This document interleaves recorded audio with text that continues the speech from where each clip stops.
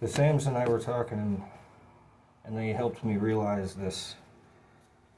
Because they don't ever tell me anything directly. They just give me a series of options, and I choose from them, and then I get some consequence.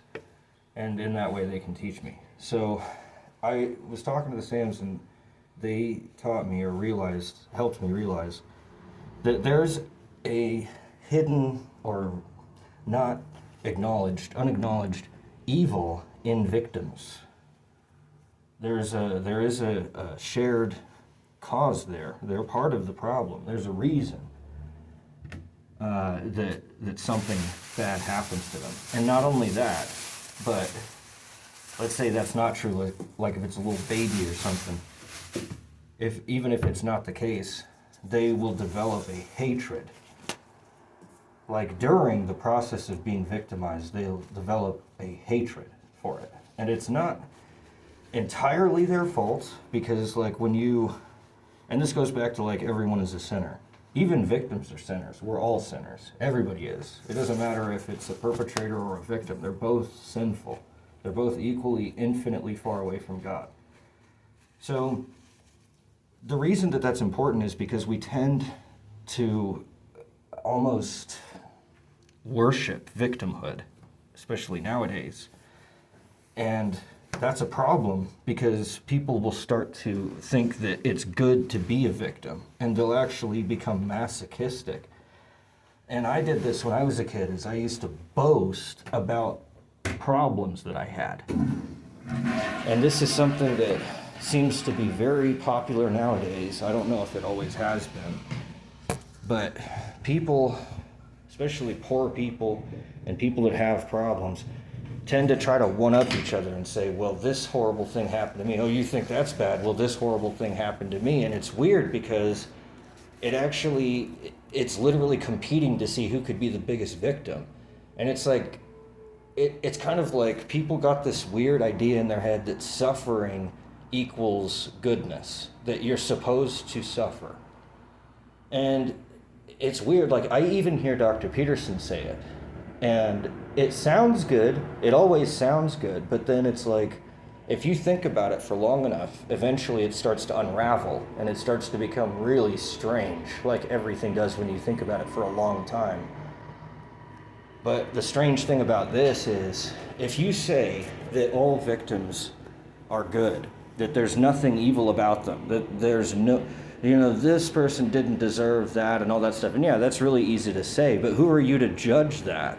I mean, a lot of people think, well, that's fucking crazy and sick and unethical. How could you say that? How could you say that they're judging someone? Well, judgment works both ways. Judgment can be favoritism. It could be racism. It could be all kinds of different things. Judgment isn't just negative. It isn't, in other words, racism, for example, or sexism, isn't just negative. It's not just hating women or hating men or hating blacks or hating whites. It's not about just the hate. It's also about the weird, obsessive, I wouldn't call it love, but like over-the-top affection to the point where there's like a blindness, where you just you like forgive your friends for doing something wrong because they're your friends, but you wouldn't forgive someone else for doing that. And what that does is it teaches your friends to get away with things that they know are wrong, and then you're not really protecting them from being sinful. You're not really helping. You're just enabling them to do bad things, and then you're saying, well, because you're my friend, I'll just back you no matter what you do. And it sounds good. Yet again, it sounds good. Yeah, isn't that what friends do? No, friends look out for each other. They try to make sure that each other is safe. They protect each other, and they encourage each other to do well. They don't enable each other to do evil and then cover it up for them. Imagine if you did that to your kid and then tell me the same thing. So let's say that your kid does something bad and then you just cover it up. Is that the right thing to do? Should you just bury all of the problems that they have and pretend they don't exist, and then constantly spoil them rotten and tell them that they're the best thing since sliced bread and there's nothing wrong with them and everybody else is wrong, like you do with your friends? Isn't that weird? You'll do that with your friends and you'll say, yeah, everybody except you is wrong, everybody except you is stupid, everybody except you is whatever. unless they agree with you, they're wrong. And you say that. I've said that. Everyone has said that to some extent, whether it's implied or explicit. We do that all the time because we're sinners, because we err, because we make poor judgments. But that doesn't make it just okay. It doesn't just dismiss it. It's not like it just goes away. It's still there. It's still just as real as it ever has been. But we have to take into context that we can't judge ourselves either. So it's kind of like how I used to say is like one cannot discern oneself. The only way that I know myself is to bounce myself off of you or someone else or something else. And I can discern myself in my relation to other things, but I'm always in that. So I can never be completely certain how much of myself is in other things and how much of other things are in myself. And this is one of those questions about internal or external locus of control. If you feel in control of your own life and empowered to make your own decisions and that all the consequences that happen to you are your own fault, your own responsibility, or are you someone that has an external locus of control, blames other people and thinks everybody else is controlling everything that you're doing? And again, we've got negative that everybody already sees, but there's also the positive side of it, the sickly sweet part where it's like, oh, well, God is in control of everything. So then God is in control of little kids getting raped when they're a baby. And that was something God just chose to do then. And so there's that sickness that's in there. It's sweet, yeah, God's in control and he loves us all and there's a plan for everyone and not to worry.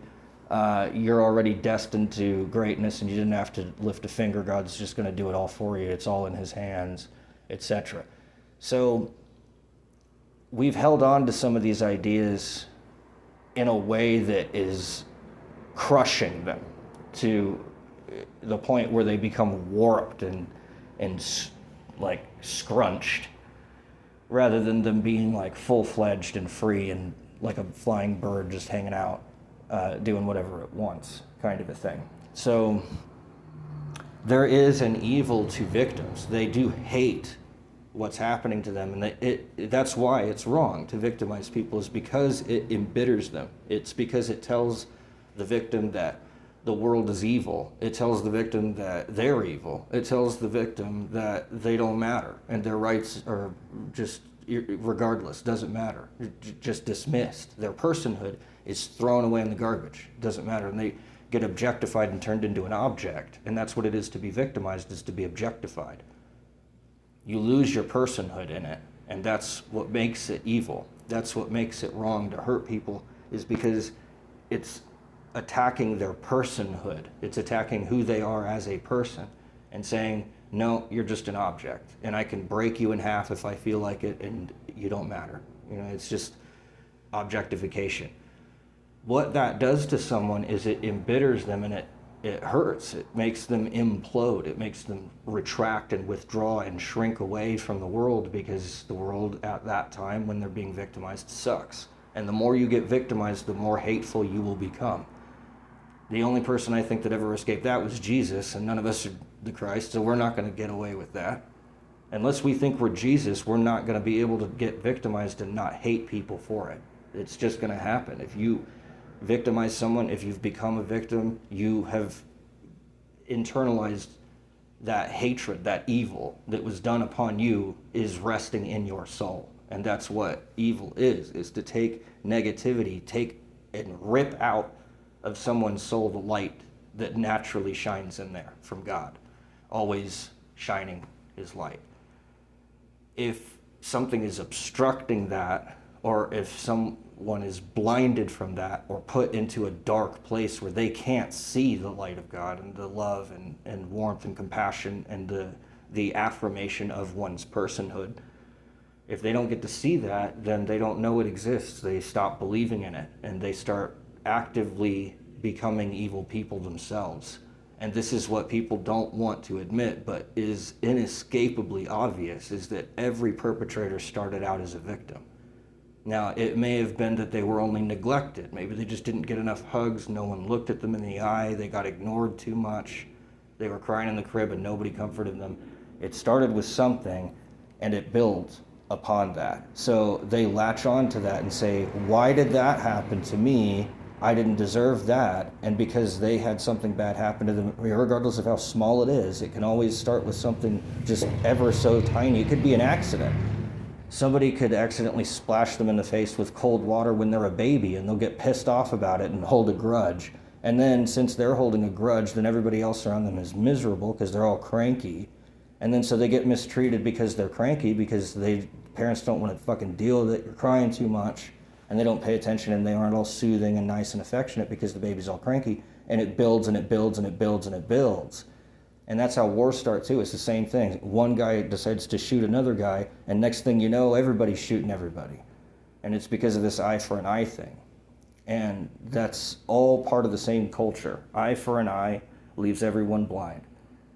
This worship of victimhood, where it's like if you're a victim, you're automatically absolved of guilt. You can't be blamed for anything at all, ever. Picture that some kid goes out and kills somebody, and the parents are in there and they're getting talked to about what their kid did. Well, the parent is considered a victim in this circumstance, so they can't get blamed for what their kid did.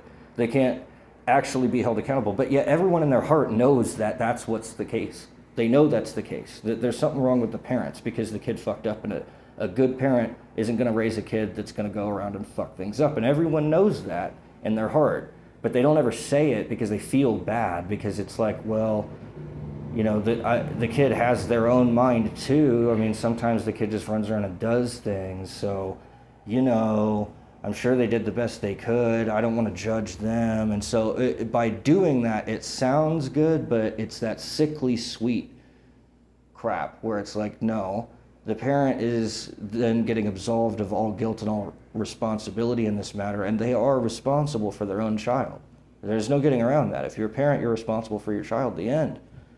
I don't care. The kid is going to run around and do things. Yeah, and that's why you're a parent. That's what the whole point of being a parent is. If your kid could take care of themselves, they wouldn't need a parent.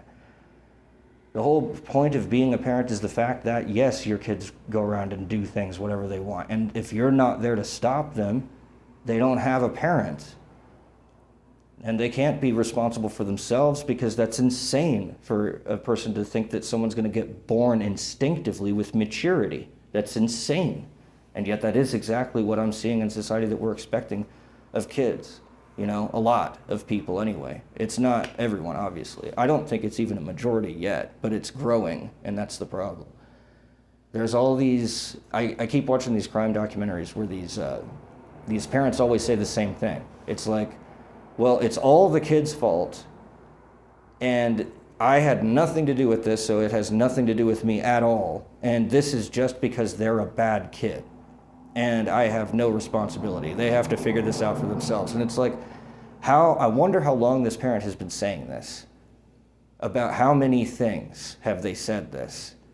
And then I start to think, you know what, this is probably par for the course. This is probably what the parent has said every single time their kid ever did anything wrong. Well, they just do whatever they're going to do, and it's their responsibility, not mine, and they are the one that fucked up, not me, and I don't have any responsibility in this matter. Little Jimmy yanks on little Susie's hair in school and gets in trouble. Well, little Jimmy, that's your responsibility. It's like, no, it's the parent's responsibility to ensure that their child understands their own responsibilities. If the child doesn't understand their own responsibilities, then they'll be irresponsible, and then they'll get in trouble. So they have to be taught by the parent what it is to be responsible. And the only way they can know that is if the parent themselves is responsible. And what are they responsible for? Teaching the child what their responsibilities are, what the child's responsibilities are. So that way that the child knows not to yank little Susie's hair, etc. If the parent just doesn't do that and just says to little Jimmy, well, you know what you did and you're wrong, and so you fix yourself, and doesn't teach little Jimmy how to control their behavior or, do something as a consequence to little Jimmy so that he actually learns that this is a bad thing. If a spanking, whatever it is. And grounding doesn't help. All of these kids, every one of them that ended up committing crimes was grounded. What a kid needs is the choice. This is what I believe would have fixed all of this stuff, is if the parents, when they do find that their child is doing something that's wrong, that is unethical, then the parent should give the child three choices. The first choice is to make amends and reverse whatever it is that they did. If they stole something, give it back and apologize, and then maybe try to do something nice for their victim, whoever it was that did it. Not only do you return the thing that you stole, but you might give them a gift or do something nice for them.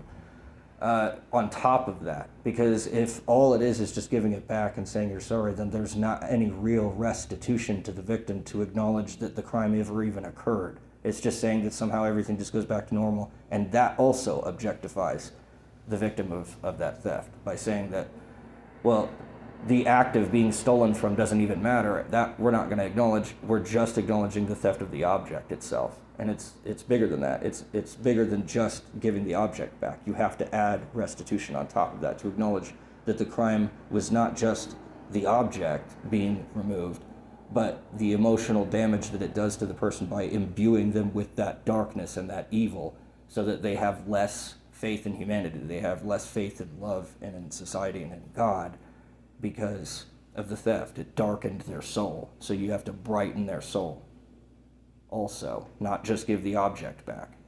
So that's what's missing in the parenting and in society, and all these problems seem to be back to the same thing, is the objectification of the subject. It's like trying to turn a painting into a scientific enterprise. How exactly much paint did you produce? And of course the computer can copy and reprint a painting, but we don't buy it for as much. We buy the original for way more, that was hand painted. The same image that's printed by a computer, we don't pay $5 for that, but we'll pay $5,000 for an original. And it's exactly the same image. So why is that? Well, because there's a subject who painted the painting.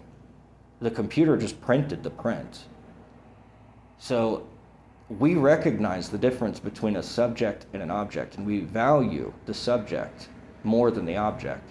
And yet, when it comes to justice, when it comes to anything about judgment that has to do with ethics, it goes out the window. It stays there with art, but it goes out the window with ethics. It stays there with economics if you're rich, but it doesn't stay there with economics if you're poor. So it strikes me as being deliberate. And if you look at all the oligarchs of the world, they all have put the victim up on a pedestal and worshipped the victim. Hitler worshipped the victim because he says, look at how much the Jew has done to us. Look at all the evil, the homosexual and the gypsy and the irresponsible and the capitalist pigs. Look at how much damage that they've done and how evil they are. And they celebrated themselves as being victims of all of those people. And so then they naturally felt that they deserved vengeance because they're themselves victims. They get the right to seek vengeance, that eye for an eye mentality, and they worship the victim, and they say that the victim is wronged. And people don't see that because they see the Jew as the victim. And so then they don't recognize that Hitler saw himself and quote-unquote his race as victims of the Jew. So he had it flipped. And so when I say that Hitler worshipped the victim, the natural person, they can't get that to make sense in their head because they can't see Hitler's side of the equation. So they only see their own side. So then they can't understand what Hitler did. So then they do it themselves and they worship the Jew as the victim. And it's weird.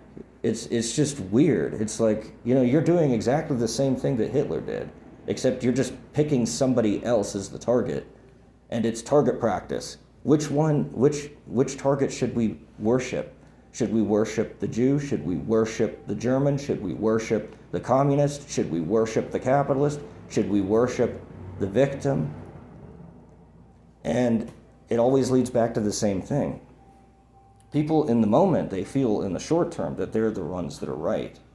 And it's like, okay, yeah, you can believe you're right, that's fine. But you can't tell someone else that they're wrong. That's where Hitler made his mistake.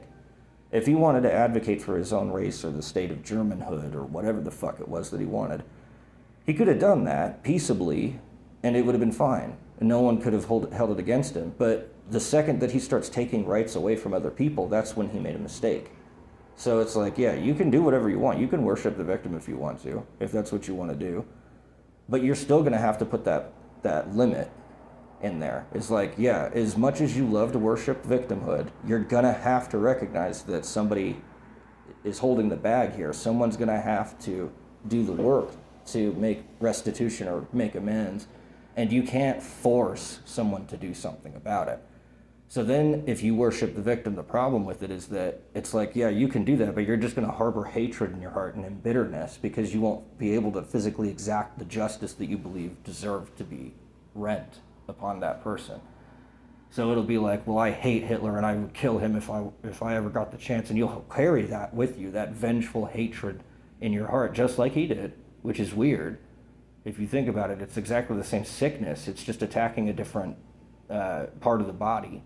It's attacking the Nazis instead of the Jews. And it's just, it's the same thing over and over and over again. It's like, well, the rich, fuck us, the poor, so we hate the rich and tax the rich and do all this, any horrible thing you can do to a rich person. Doesn't matter because they're not people anyway, because we're the victims and they're the enemies. And so they don't have rights. And so it's always the same shit. And then they say the same thing.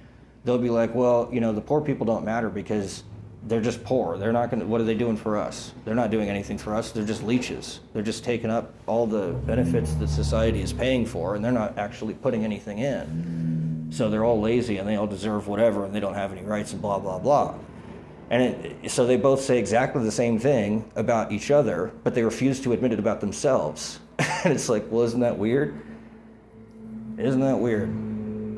So it's always like that. And like I say, I think that if the people upstairs, if the people in charge really wanted to, they could make society better. They just don't.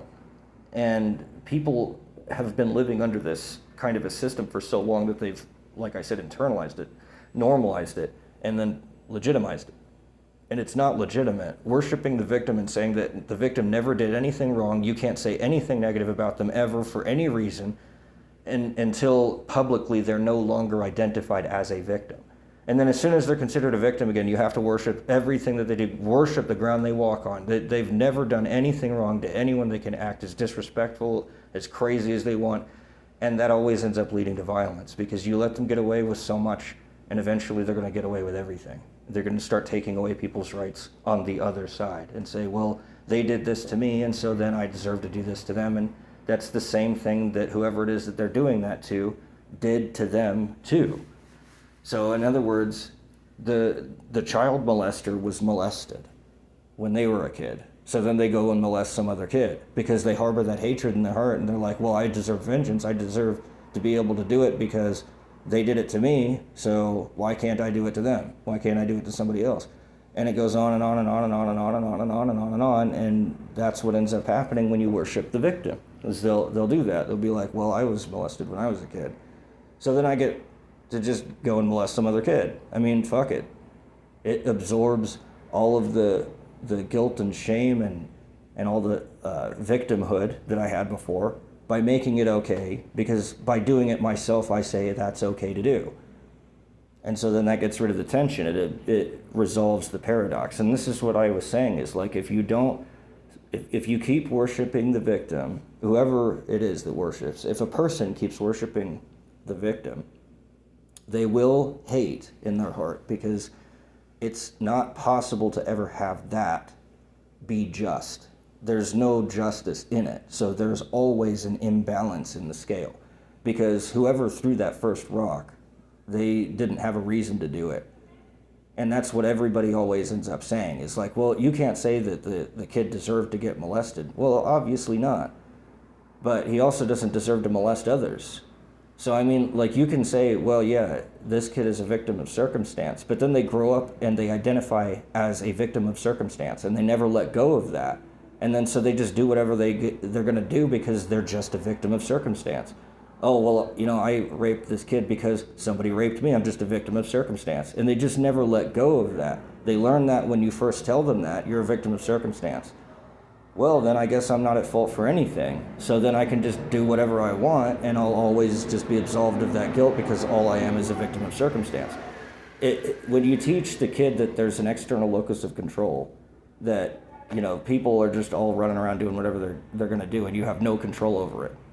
When you tell them that, then they believe it. And then they say, well, if I don't have any control over it and this is what happened to me, then maybe I deserve to have things happen to me because I didn't have the defenses necessary to defend myself against it. And then they say the same thing to their victims when they perpetrate the same act against somebody else later on.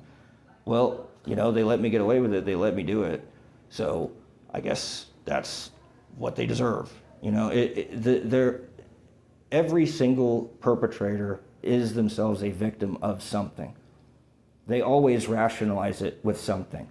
Even if they're like a spoiled brat rich kid, then they'll complain about that. Oh, well, I didn't get to get raised in a normal family. I was raised in this hoity-toity, fancy-ass thing, and so now I can't relate to other people. Or they didn't teach me responsibility because they were helicopter parents and they just always sheltered me too much. Or they didn't pay any attention to me. They were always out golfing or something. And they'll just find some circumstance, some external thing, and blame that. And the moment they do that, that's when that starts to end up happening. So you have to retain the internal locus of control with the kids. So when something like that happens to them, you don't say, you're just a victim of circumstance, there's nothing that you could have done, you didn't deserve it, and then that's it, and just leave it at that. You don't do that. You say, while you may not have deserved this, there are ways of preventing it in the future, and here's some that will empower you so that you can defend yourself in the future. And then, on the one hand, you're still acknowledging that they are a victim of circumstance in that instance, you're giving them the power to not stay a victim in the future so that it doesn't happen again.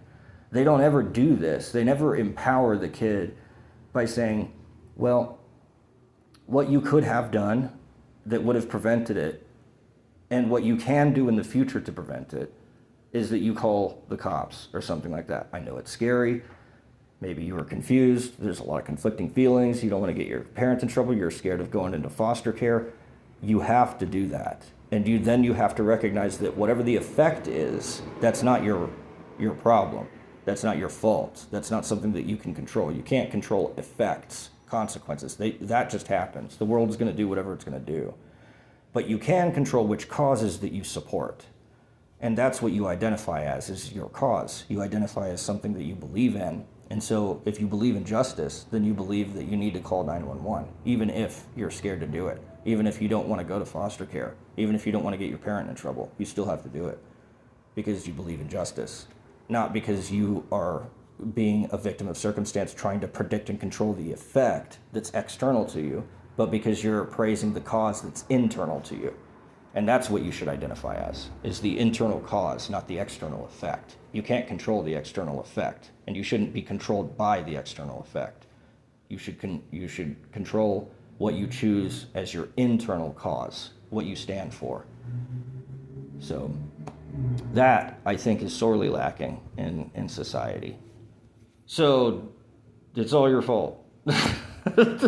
Fix yourselves. Damn it.